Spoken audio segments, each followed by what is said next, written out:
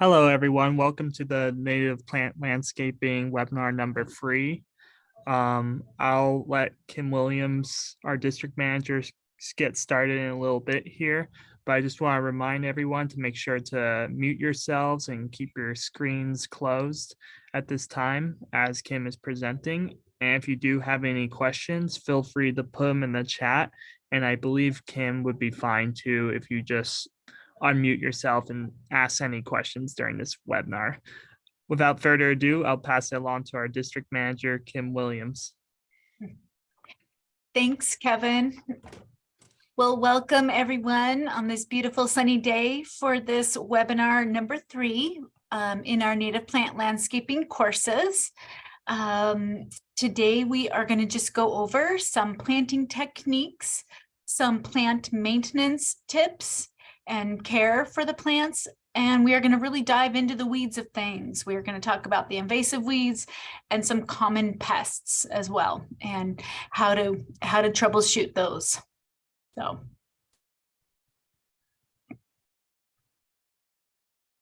So I am going to start off now about some of the plant materials that you may get when you order your plants, how they will come, and what that can look like.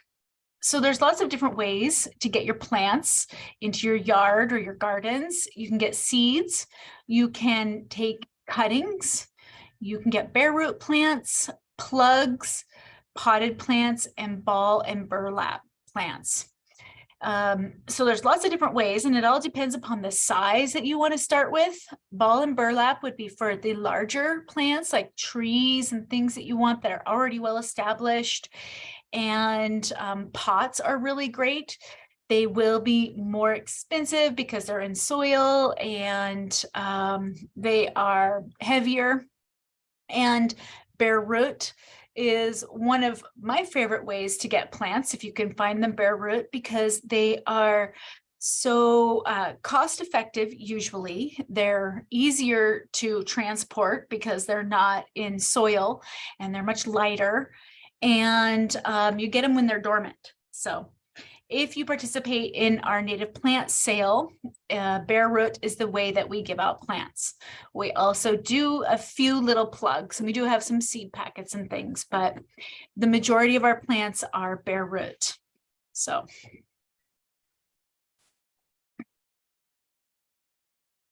I just wanted to go over a little bit of the different issues that can happen when you're planting your plants. So whether you get bare roots or potted plants, this all applies, even to live staking. Some of this applies. So going across the top, one of the most common mistakes for planting your plants is J-rooting them. And that's when the roots are bent upwards like this. That will stop the flow of all sorts of processes to the roots and could eventually kill them. If it is an aggressive plant like a willow, it might not be so much of an issue, but most plants, you want to be really careful about J-rooting them like that. Another problem is that you didn't make your hole too big. The roots can get very compacted and squished like that, and you really want to spread your roots out. And I'm going to jump over to air bubble here. This is huge right here. So many people plant their plants and they get big air pockets in their planting hole. It's very important that when you plant your plants and you're backfilling it with soil, that you tamp down the soil. The soil needs to make contact with the roots and to be really successful. So yeah, always tamp down your soil when you're backfilling your hole. And we see these bottom 3 a lot at restoration sites where, say, the digging is really hard. Like a lot of our restoration sites, we have really hard soil full of cobble and very compacted soil.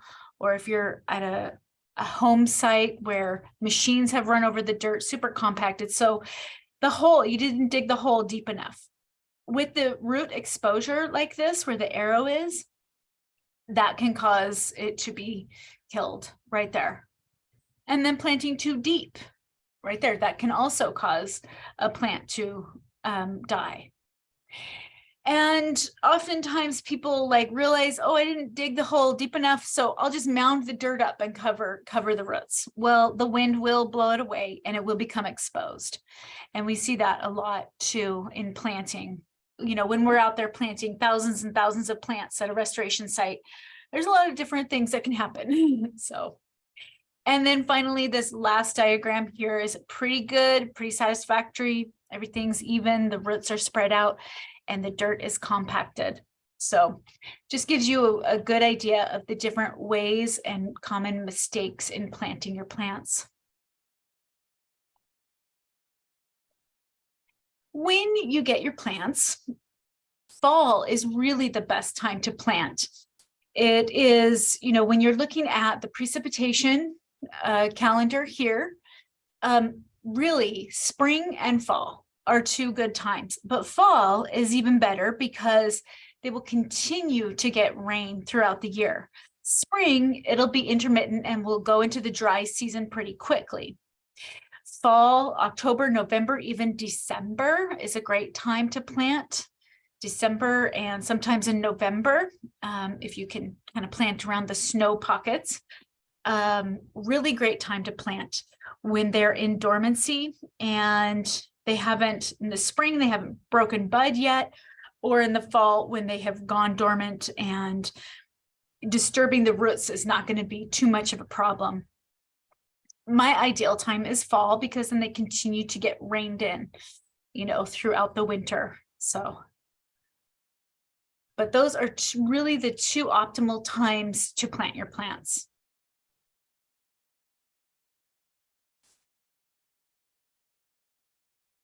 Here is what some of the bare roots and plug stalks will look like. These plugs right here in the top right are really great. They are just grown in a skinny little tray like that and easy to plant. You don't have to dig the hole very big. You know, if you're buying like a, you know, a gallon size plant, you got to dig a bigger hole, and even burlap, ball and burlap, you got to even dig a bigger hole and prep that site, that planting site. So bare root, like I said, is my optimal way to purchase plants because they are inexpensive, they're lightweight, you know, trying to move around 20 bare root plants versus 20 even plugs or 20 plants in pots, quite a difference. You're going to put out a lot of energy to try and move all those pots. Bare roots can ship really well and really fast. You can get them from all over. And they establish quickly. Their roots are vulnerable. Bare roots, when you get them, they are vulnerable. So it's all about the root when you get a bare root plant, to protect it from frost and protect it from mold and also from being too warm. So because there's no soil, it's like they're naked. You know, it's really something that you want to protect.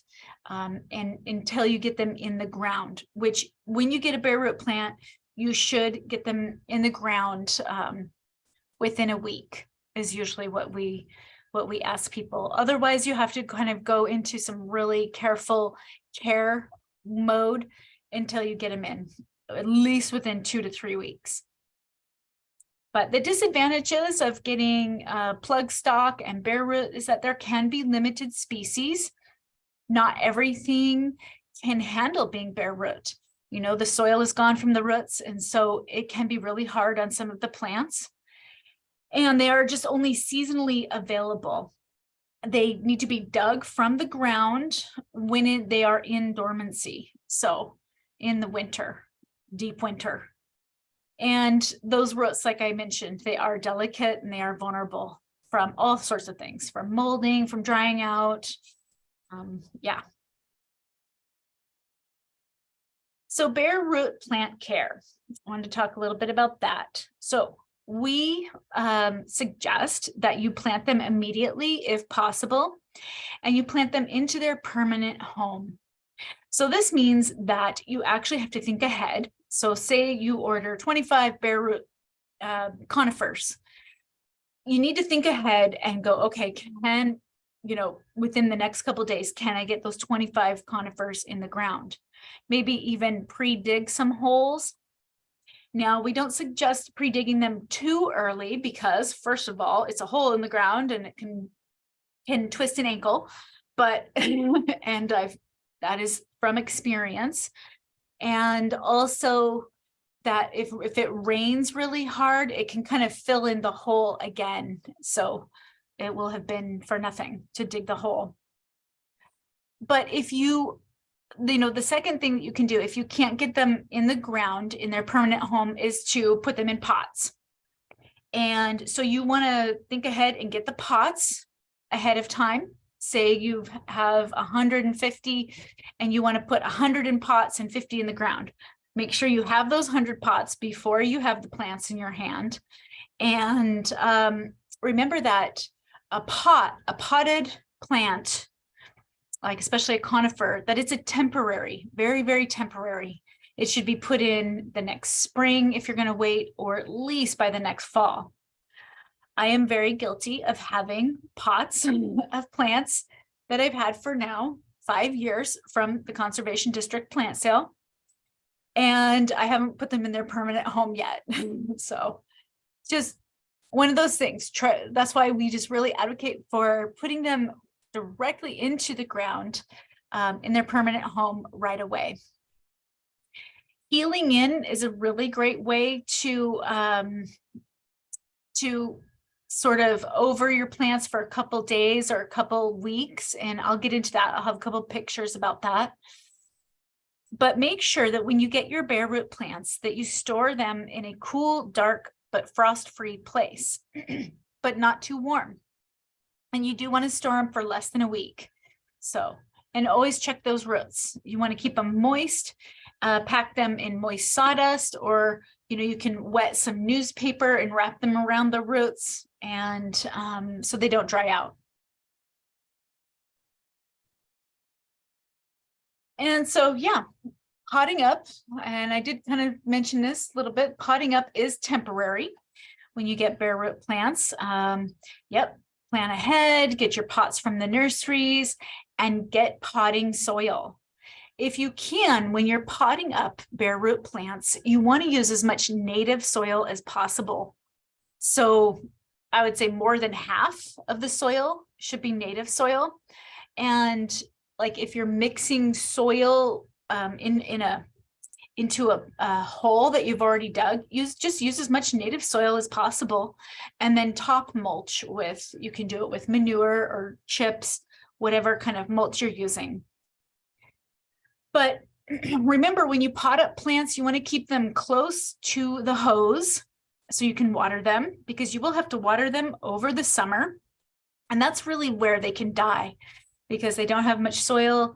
They dry out very easily. If our temperatures get up to be over 100 degrees, they can dry out and die pretty easily that way in pots. And you want to have them in an area that's protected from the wind and sun. So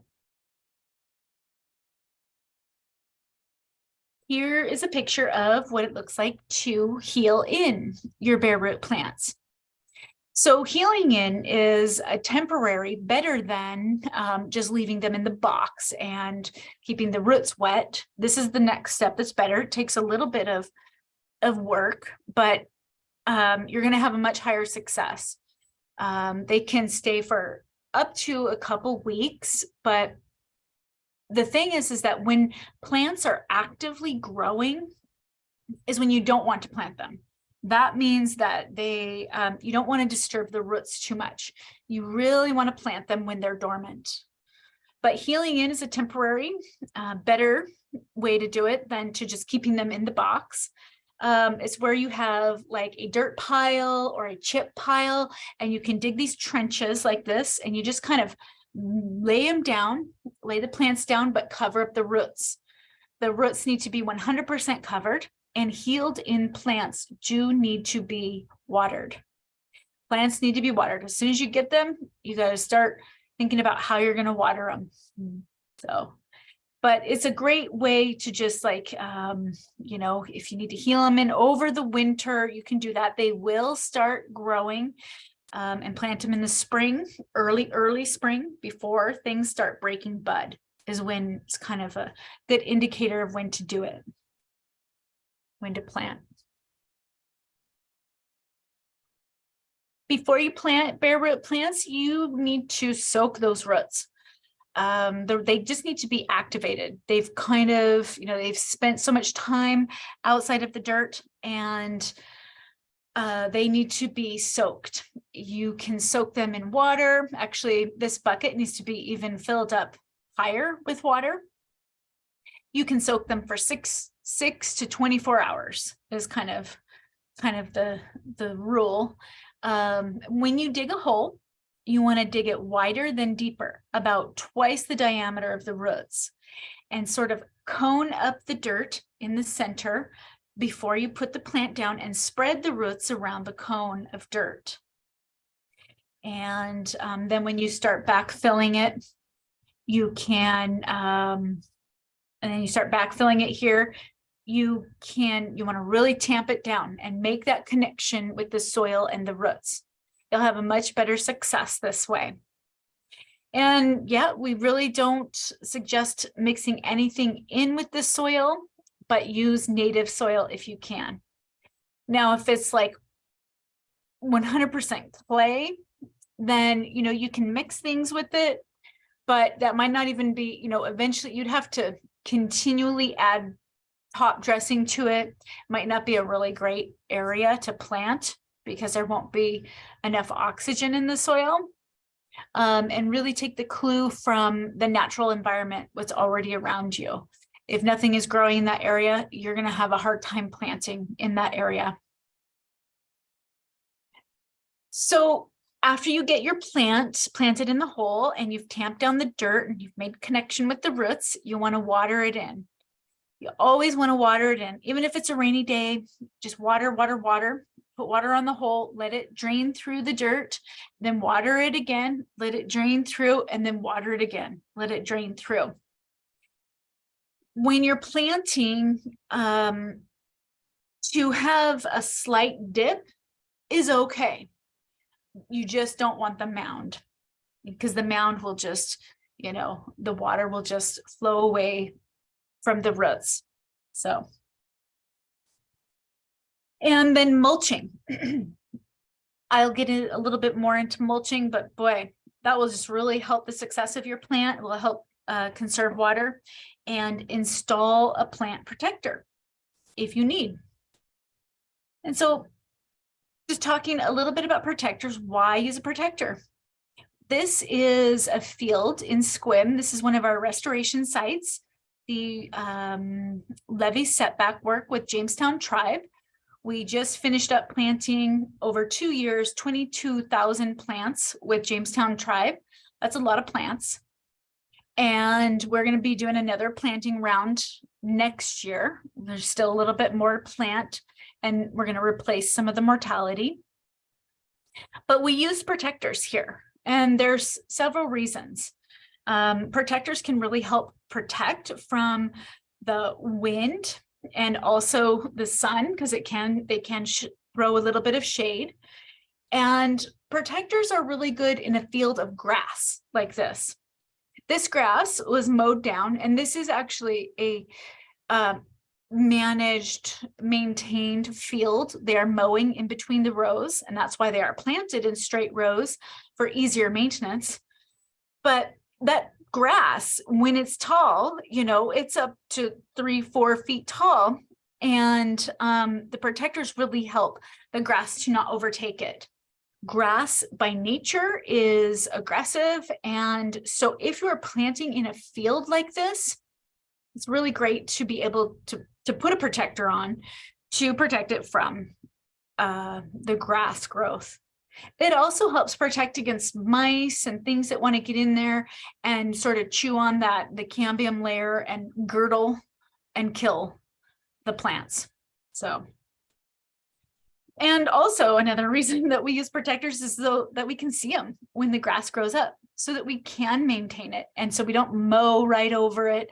So you can actually visibly see it and maintain it, and maybe weed eat around it so we don't chop down the plants. I have accidentally weed eated over many a plant, and it's kind of disappointing, but it does happen. So another way to get plant material and to start plants is to live stake plants. And here's a picture of some of our live staking. This was out on the Elwha River in winter of 2025. What you do is you just, so easy. You get, we planted them, we made holes with rock bars and then put down a fresh stake that were cut from cottonwood trees. You can also live stake willows. Willows do really well live stake. You can also live stake elderberry, red elderberry, and red osier dogwood as well. But we went with the cottonwood and willow here. And as you can see, it just did really good. Cottonwood and willow, they root very quickly. And it's just a great way to go and get plant material, maybe really close by from a close by cottonwood or willow, and then plant them. And you want to do the live staking before things break bud. When things have broken their buds, that's when they're actively growing, and they're not going to send roots out as easily. Although willow and cottonwood are pretty good at sending out roots. Yeah, you just have a better chance when it's just more winter time in the dormancy. So another great way. And, if you were live staking in grass, you would want to use protectors. So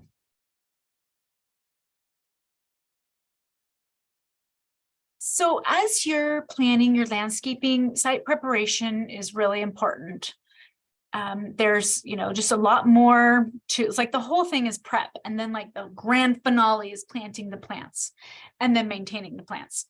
So site preparation is super important. There's lots of different ways to prep before you get your plants. Hand scalping up here in the top is really laborious, but removing that top layer of grass will just help reduce competition so that the plant can get established. And when you're planting in grass, really good idea to either remove it like this or scalp it right here with the weed eater. And that was scalped down to the dirt. So it's just really removing that competitive grass. There's all sorts of ways, rototilling, preparing your planting site before you get there, bringing in mulch and other things that you can use, any soil amendments that you want to use, bring them in before you get your plants. So all of this has to happen before. Here's more site prep. This is a picture of, this is still River's Edge. This is how they were prepped.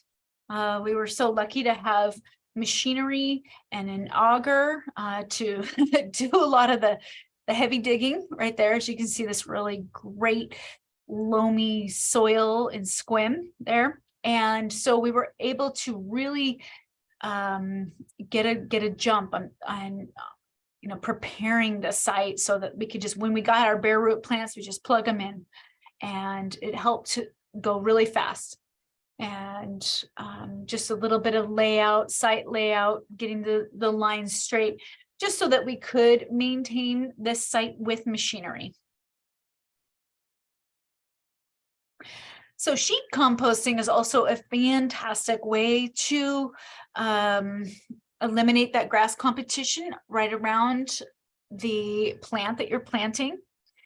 Putting down cardboard right around the hole helps to really kill that grass, and then putting a very thick layer of mulch. And we did this out at the River's Edge site as well. I don't have any pictures of it. I should throw some in. But yeah, putting a really thick layer of mulch around. One thing is you do want to be careful to not have the mulch cover up the main stem in the middle of the plant, because that can cause it to rot out. But it's really great to be able to kill the competing vegetation around the plant so that the plant can just have whatever it needs to get going, get established. And mulching. I just think that we should all mulch. There's so many benefits to mulching. Water conservation is one of the biggest reasons that we should mulch. If you're doing big plantings and you're way out in a field, it's just really good to mulch it because you can't always get out there with a hose, to water if we do have these really hot, dry summers. We do suggest watering through at least through the first year, even 2 years, just to really get these plants established and growing. And you'll be able to tell if the plants are taking off or not, and if you need to water them beyond or not. But mulching just reduces that runoff and it helps hold that moisture right there. It suppresses the weeds. It can also suppress competitive grasses and the other vegetation competition around it. And it builds the soil biology. It builds that mycorrhizal fungi, which is needed for all the connections to all the plants. And it builds like a great home for microorganisms and worms. And all of that helps to supply nutrients to the plant. So irrigating until established. Once they are established, you should be pretty good to go with native plants. Yeah. And just a reminder, when watering, soak the root zone. So that's why you water it, you wait for it to drain, then you water it again, you wait for it to drain, then you water again. Just want to make sure that water gets down to the root zone.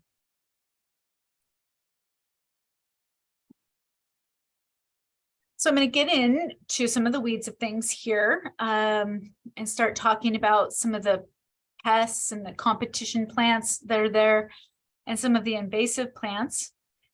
And my first one is going to be the blackberries. We have 2 invasive blackberries around here. One is the evergreen blackberry, Rubus laciniatus, and the Himalayan blackberry, Rubus armenicus.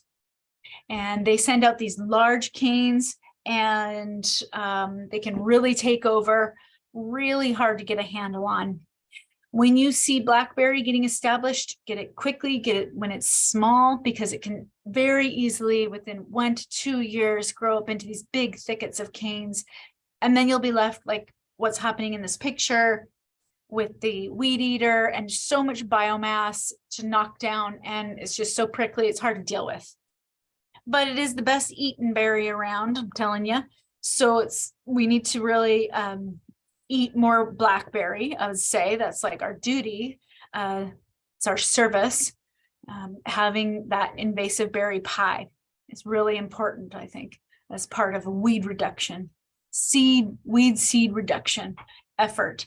So eat your invasive berries, eat your weeds before they eat you, is what I've heard other people say. So I highly recommend that.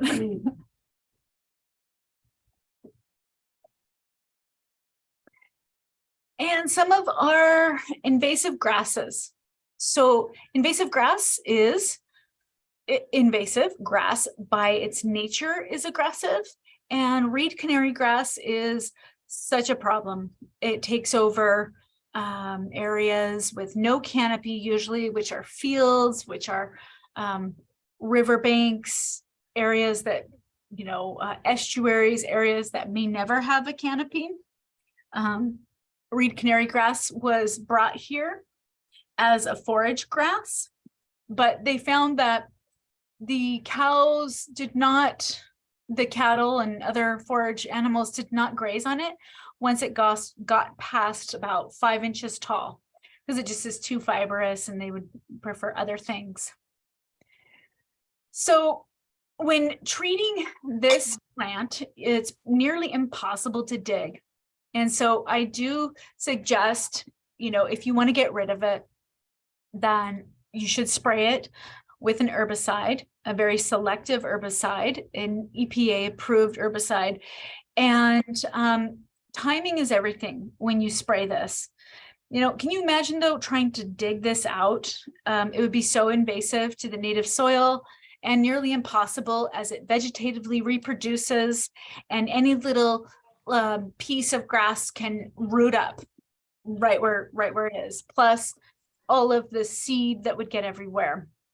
Spraying is really the best option with this one.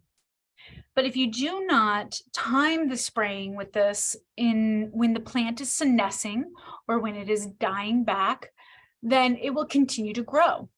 Like here, this picture right here, this is a sprayed little clump, but it continued with these underground rhizomes to grow. And so the herbicide did not translocate fast enough to kill the whole plant.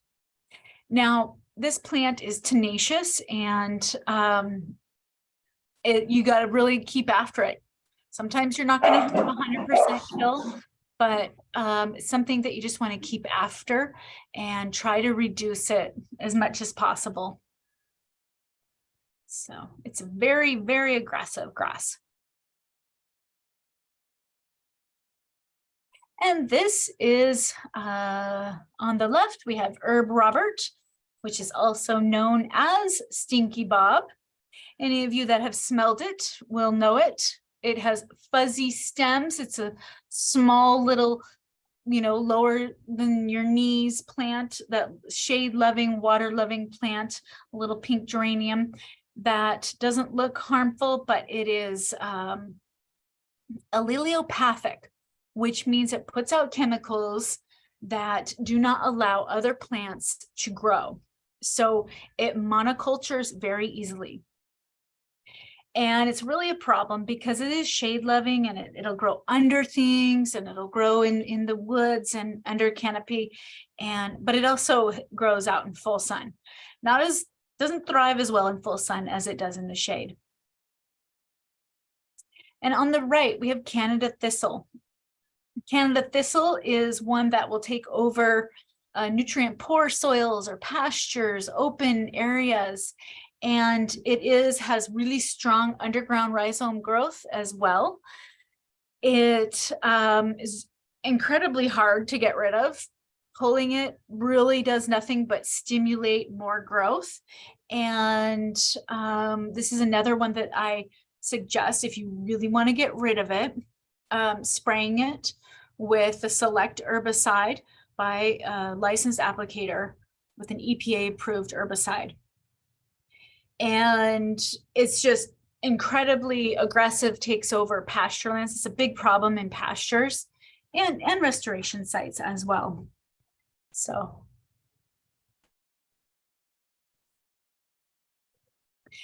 then one of our giant invasives, or like the big invasive that is all over Washington, is knotweed.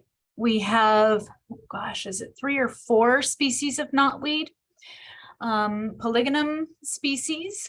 It is mandatory control in Clallam County. This one is so aggressive that it can actually change the shape of rivers. Like, it's so tight, it grows in such a tight-knit growth pattern that it will not let the river meander, and can cause a river to incise, which means just to really, the river bottom just gets washed away, and it gets deeper and deeper and creates these steep side channels, side banks. And this one is, you know, it's highly aggressive. It reproduces vegetatively, which means any little piece of it will, if it floats down the river, will start a new colony, will root up and start a new colony. It also reproduces via seed. And so super aggressive, very, very deep connected rhizome root system. And the only way to get rid of this one is to spray it. Yeah, or inject it with herbicide. Yeah, it's really a problem. Once it gets established, you know, we're pretty good in Clallam County about staying on top of it, but boy, you can see it all around, you know, all over Seattle. I mean, once you start noticing it, you notice it everywhere. And I wanted to mention these horticulture escapees. This is what I call them, is the horticulture escapees. We have the English ivy, Hedera helix, right there. You know, was once heavily planted as a really great plant, but it has escaped its planter boxes, and you find it all over the woods. It's super aggressive. It can just roll over everything, grow up trees, and actually suffocate trees and kill trees. This vinca right here, vinca species, periwinkle. I've also seen this out in patches of the woods where there was an old homestead. It is super aggressive, not as aggressive as like ivy and holly, but this is one that you want to be very careful. If you are going to plant it in your home, do not put the clippings in a pile, a compost pile in the back where they can just get started and just go out to the backwoods and just go wild. Then we have the English holly. This is another escapee. The birds love it. It's the birds that have spread it. Well, the humans first, then the birds. They love it. And both of these, the English ivy and the English holly, do support, they are a good food source for our invasive European starling bird. So they're all connected, right? You know, so they're from England, or, you know, that area. And so is the European starling.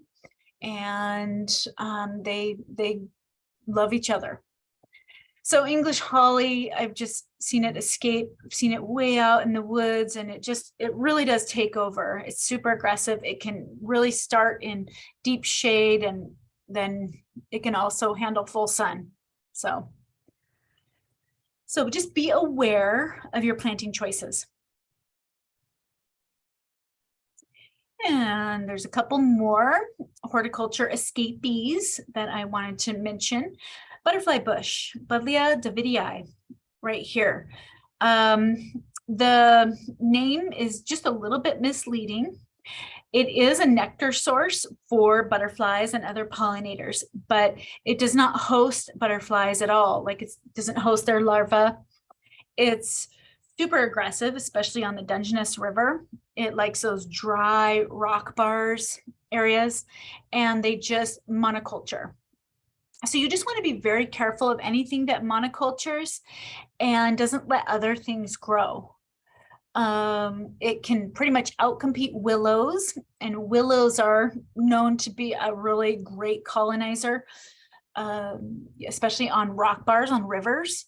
And people love this one. They purchase it, you know, that beautiful flower, but you got to learn to love to hate it. And it's just one of those that is just super problem. It channelizes rivers. That's what it's doing on the Dungeness.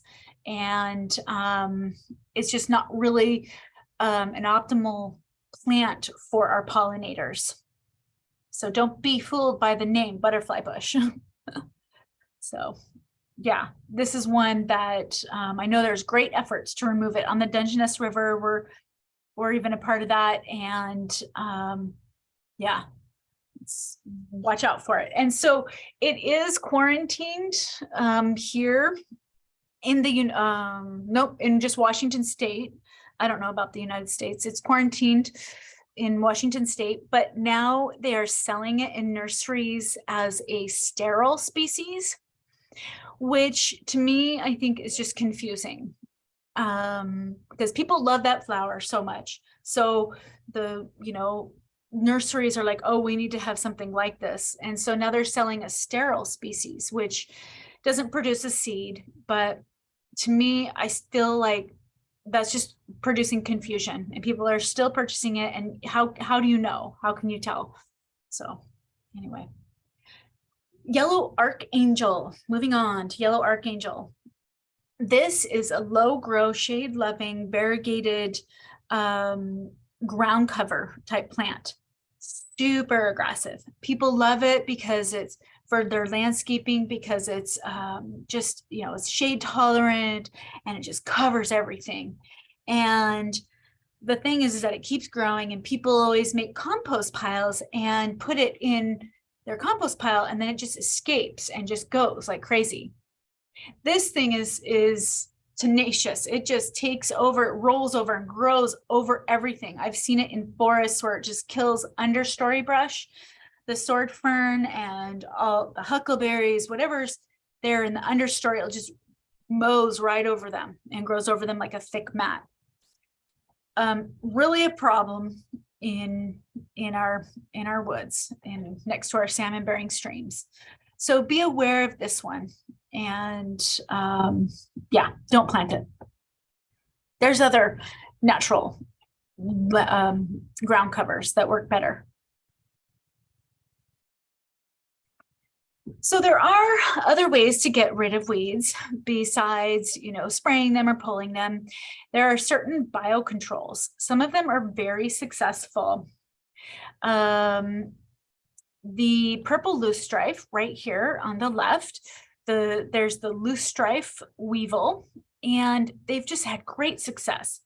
Purple loosestrife is an invasive plant that likes to be submerged, or not submersed, half in, half out of water, and grows in lakes and ponds, and it can resemble fireweed, which is our native plant, and really a problem. Once it gets started, it is just such a big problem. This purple loosestrife weevil is excellent at killing it and eats the seed, and really great job. There's another biocontrol for Scotch broom. So this biocontrol, this is another little weevil that is a seed-eating weevil. And there have been lots and lots of trials. I've worked with it and I've released it and, counted the populations. Kind of hard to track this population, this weevil.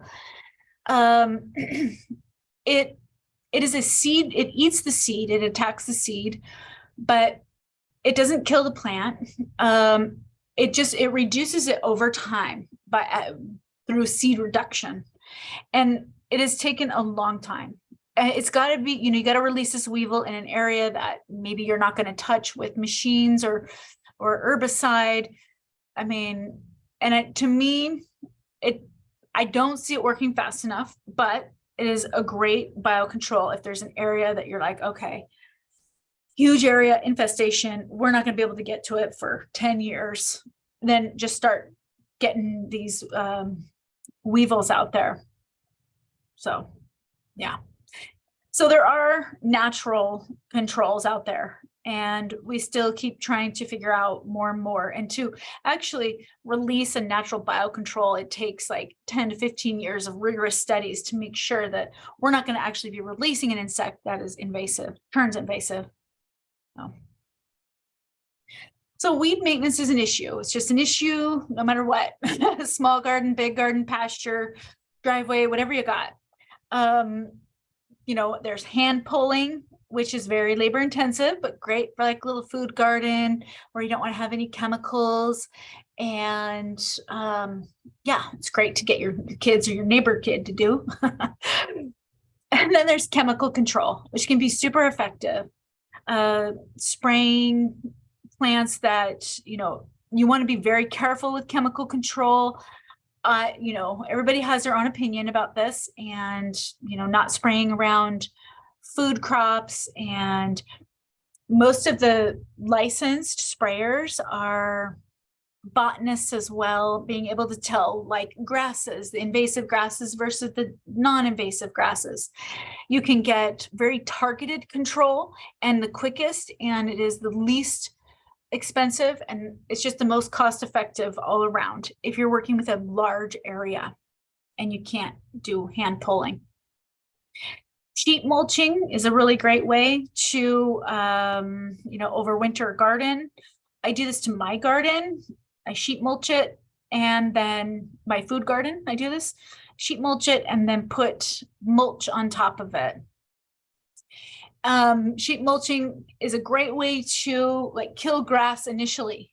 Like if you were like, I have this big lawn, I want to put in a big curvy garden or whatever, then just put out your mulch of cardboard.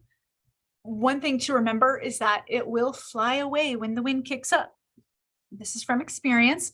So putting rocks on it, or that's why I throw some dirt or mulch on top of it.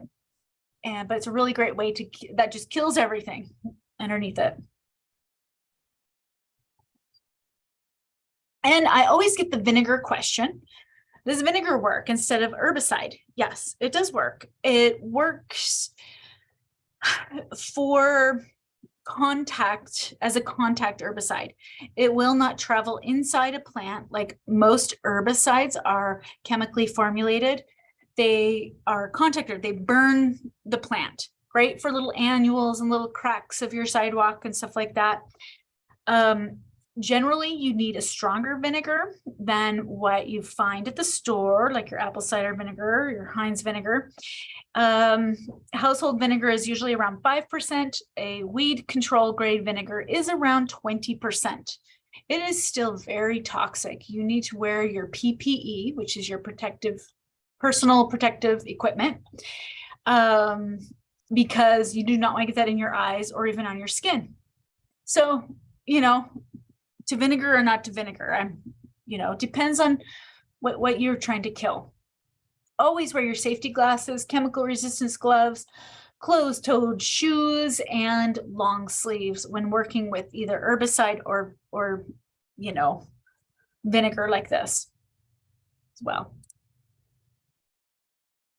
So I'm just going to take a moment here before I get on to more insect pests and pause for a few questions. Feel free to unmute yourself and jump right in, or I am going to look at the chat here. So in the chat, I have a question about protectors. What are protectors made out of?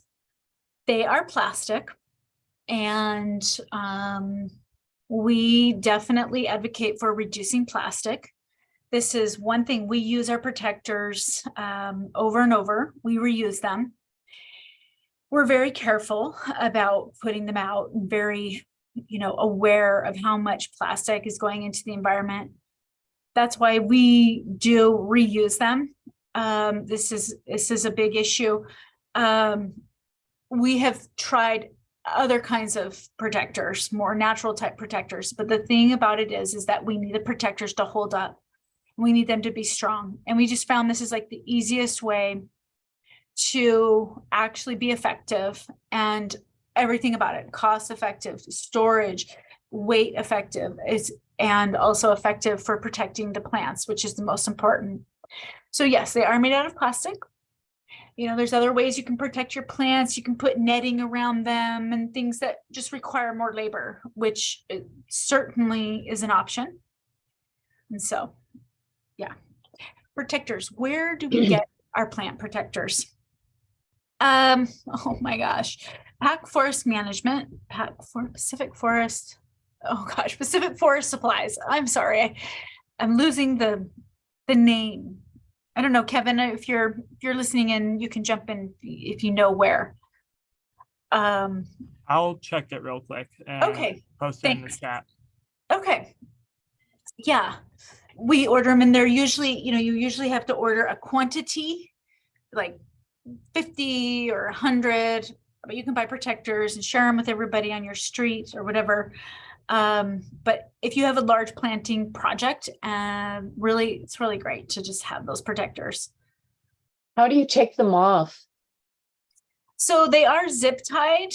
So you'd have to clip the zip tie, or you can just pull them off. See, they come flat and you have to assemble them. Okay. With the little zip tie, and then usually a stake in the ground, or a bamboo stake. Yeah. Okay. Yeah. So non-invasive native blackberries. Yes, there are wonderful non-invasive native blackberries. They are called trailing blackberry. They're a small little berry. They're not a cane type plant like you see. They're trailing, and they're on the ground, and they're just kind of messy on the ground and have a little berry, littler, but that is the best berry you ever did have. It's better than the invasive berry if you can make a native berry pie. They are delicious. Yeah, Rubus ursinus is their Latin name, and or trailing blackberry is their common name as well. And let me see. And yeah, I think that's it. Does anybody else want to unmute at this point? And do you have a question or a comment? It's me, Kim. I just wanted to say I posted the link in the chat. It is from Pack Force Supply Company. Yeah. Pack Forest Supply. Yes. Mhm. That's a great spot. Okay, just making sure I got it all. Yep. It looks like all the chat there. Okay, so we'll just move on a little bit here. This is a picture of one of our planting sites out on, where is this one? Indian Creek. We were partnering with Lower Elwha Tribe, putting in some salmon habitat there. And this is one of our volunteers planting and carrying the trees, planting grand firs. I think those are grand firs. So. Okay, I'm going to talk about some of the common pests here. Some of the things that we run into quite regularly are the tent caterpillars. They are on kind of a cycle, a 3-year cycle. I believe it's 3-year cycle. Might have to double check that, but they become really, really bad 1 year, and then for the next couple of years, they are not as bad. They are still there, but not as bad. Tent caterpillars, and I haven't really seen them kill a plant, but they can certainly defoliate it very, very easy. And just make your trees look awful. What you want to do with those is to cut out the nests as soon as you see them. You either put them in your burn pile, or you tie them up tight and put them in the garbage. And our garbage is capped here in Clallam County, and so it's the best way. Early sign of those little caterpillar, those little net up in the trees. You want to cut them out, the webs, sorry, yes. There is a natural control is Bacillus thuringiensis. It's a naturally occurring bacteria that you can purchase at the plant store or a nursery. And it does kill them. And I have used it before. But yeah, you just want to make sure and use all of your PPE, your protective equipment. It does not harm any honeybees or birds, and it's safe to use around pets. So. And a good thing to do in the fall is look for these little egg cases. So like, I used to find these, we used to have an apple orchard, and I would always go out in the fall and find these little silvery puffy egg cases. And it was my job as a kid to go around and squish those and kill them. That's what these little egg cases are. This one has all been hatched out. So that's a good way. Or you can just clip those out and burn those branches as well. And the gypsy moth. So there are programs to really track and catch the gypsy moth, but this is definitely something that you want to keep your eye out for. If you're out there gardening and you see this type of caterpillar right here, red dots, and then it switches to blue dots with these kind of long side hairs, very good chance that it's a gypsy moth.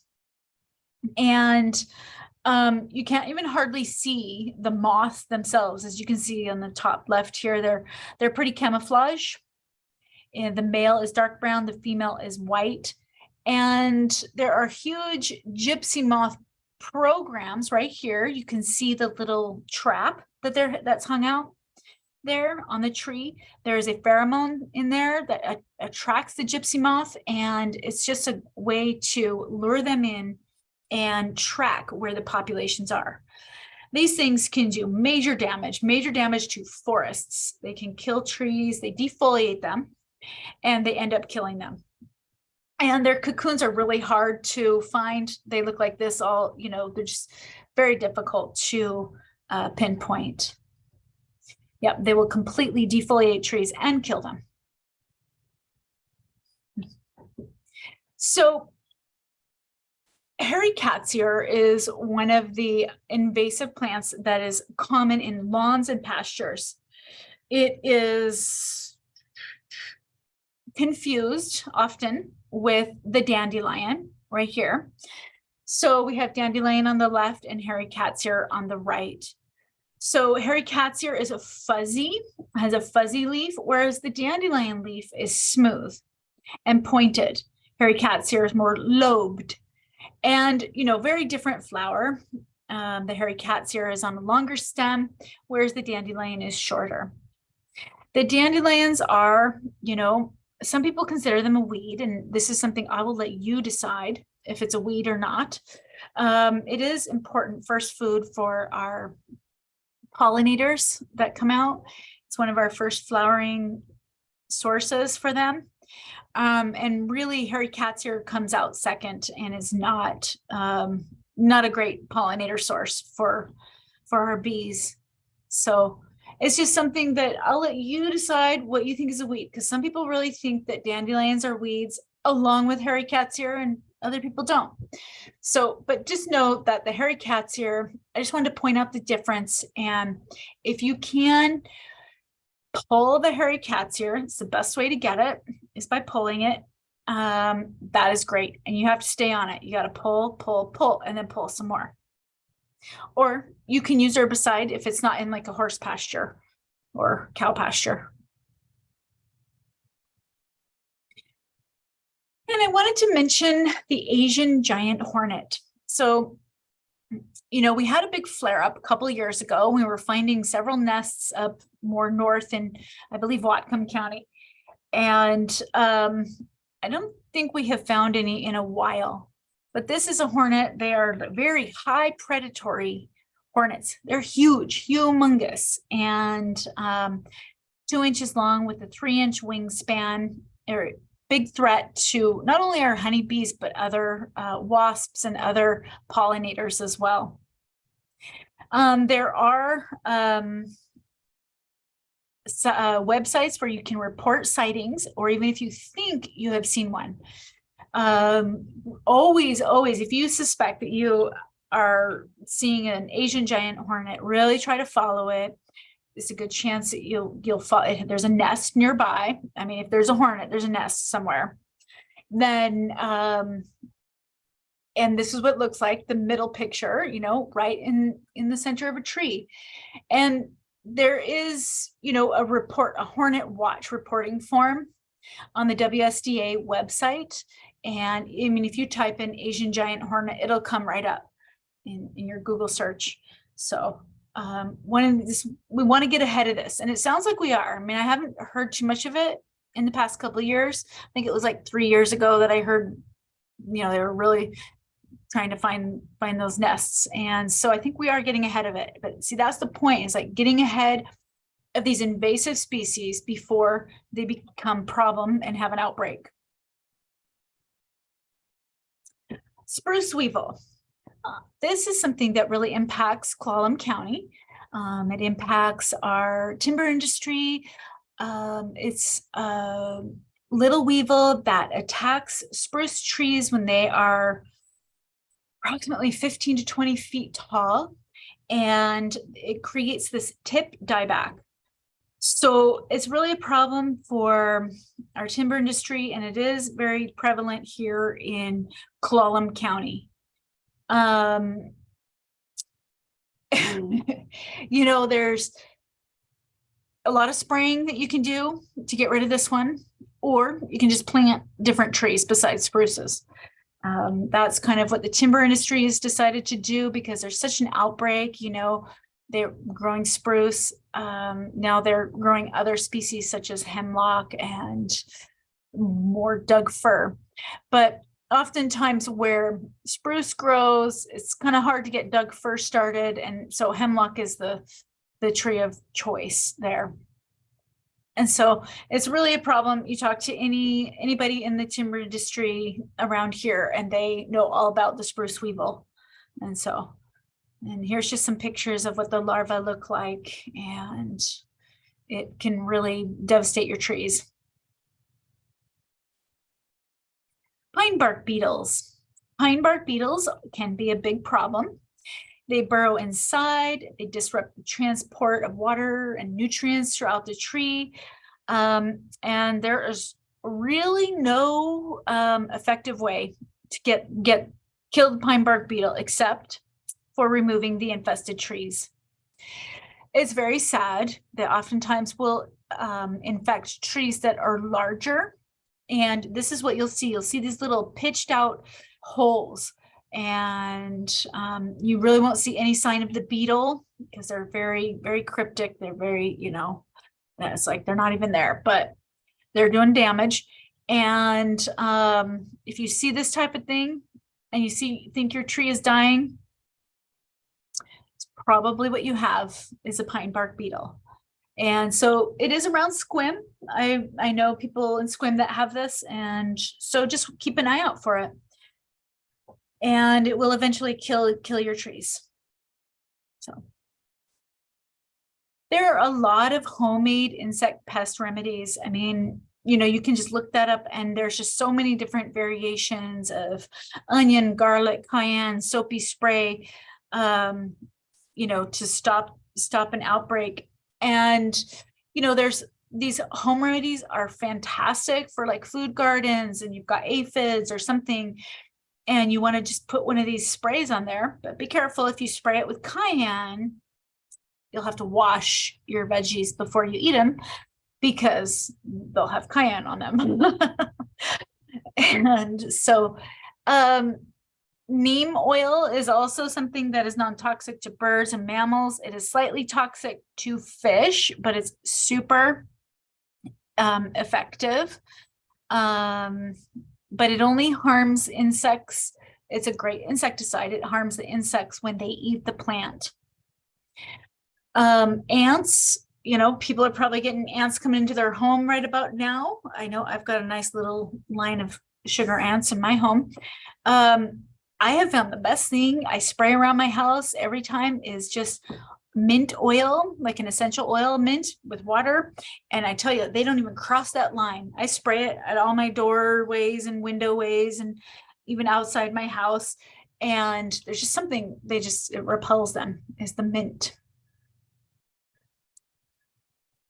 And deer. Deer are always a problem. They're always going to be a problem. I don't know how to get around the deer problem, except having a dog to chase them off. You can get the deer sprays. I have resorted to this because they have really done a number on some of my plants right before they're going to bloom. But you do have to respray any of these deer repellent sprays, liquid fence, deer off, things like that. You just have to be diligent and respray it after a heavy rain. So it's not raining as much now, but so it's a little doable. Also hanging bags like this of Irish Spring. Irish Spring is super, super fragrant for the deer. They don't like it, but you have to hang those bags around all the plants, and it can repel them pretty well. Installing fences, deer fencing is great way to prevent the deer. It is much more of a laborious ordeal. And then if you leave the gate open, the deer will still get inside and munch away. So let your dogs out. And a motion detector water spray will scare away the deer. So the deers will eat almost anything if they're hungry enough, even if they are deer resistant plants. I found dahlias to be pretty deer resistant naturally. They'll eat pretty much anything that has a flower or is tender. They'll eat the little flowers. They'll eat the little new growth. They just kind of nibble along and just like, bonsai everything for you. So just deer bonsai. So yeah. And I wanted to mention that there is a project right now that the city is trying to launch. It is the City Shade Project. Paul Forrest, he's a citizen of Clallam County. He is the one that just has like really been the momentum behind this project. It is getting more urban canopy. This is really for city-bound areas or urban areas. So currently, right now, if you want to plant your meridian or your planting strip outside of your home within city limits, you need to get a permit. You are very limited on the species of plants you can plant, and that there's good reason behind that, because they don't want plants to grow too big and get in, to be a danger and block things, and they don't want them to like crack the concrete or, with their root system. So they do have a limited amount of trees that you can plant in your planting strip. And you would have to pay for the tree, and you would have to have a plant management plan. So Paul Forrest has kind of launched this City Shade Project. It is being endorsed by Port Angeles City Council right now, where the permit process would be free, and you could get a free tree from the city of this approved city trees and free help planting the tree. All the trees are single trunk trees, so they're not like, spreading and won't block people's views. And they're deciduous trees. And yeah, no bulging roots. So just really wanted to put this out there that there are options for people if you want to plant your planting strip and you want to just help to get more urban canopy, that we really support this at the Conservation District. There's a whole list of trees. Most of them are non-native. The 3 native trees that are on there are Gary Oak, Douglas Maple, and Serviceberry. So those are the ones that we really advocate putting those in. And yeah, just a really great program. And like I said, they're just launching it. They've just approved that, yes, this is okay, we'll move forward. And they don't really have a way to move it forward yet. So since very beginning, but it's something that the Conservation District supports. So that is the end of my webinar. So Hatninzan, thank you for listening. And I will take any questions or comments at this point. I will check into the chat and see if there's anything new. So just feel free to unmute yourself and we can have a conversation if you want, or type it in the chat. I don't see any chat questions, but. Do you have a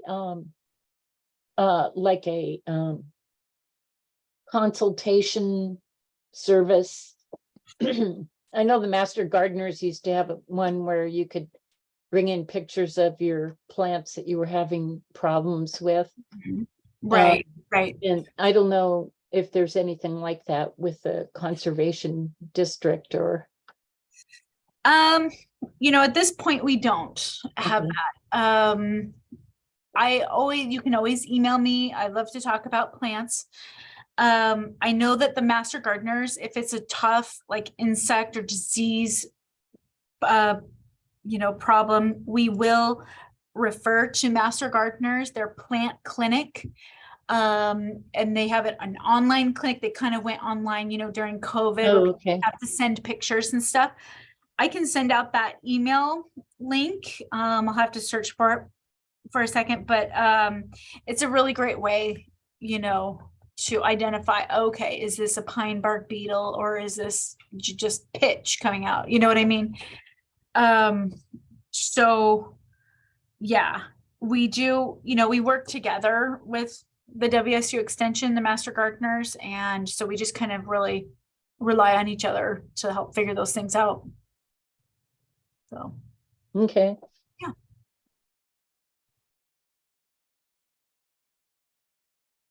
So any other questions for today? Oh, thank you very much. Yeah. Thanks, everyone. We will send out a recording of this as soon as we get it all finalized. And these recordings are also housed on our website. And you can get in there. We have a lot of resources on our website from past webinars. We do a ton of webinars. There's a pasture and weeds workshop that just already happened, but it happens every year.